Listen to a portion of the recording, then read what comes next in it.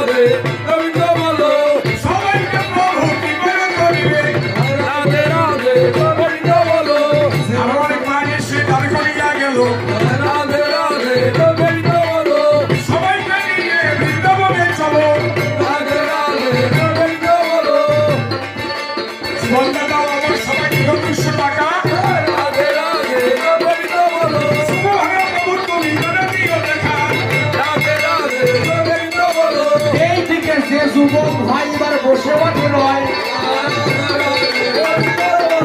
তাদের দিকে দুই কথা বলি গো সবাই যে যুবক ভাই টাকা তো দেবে না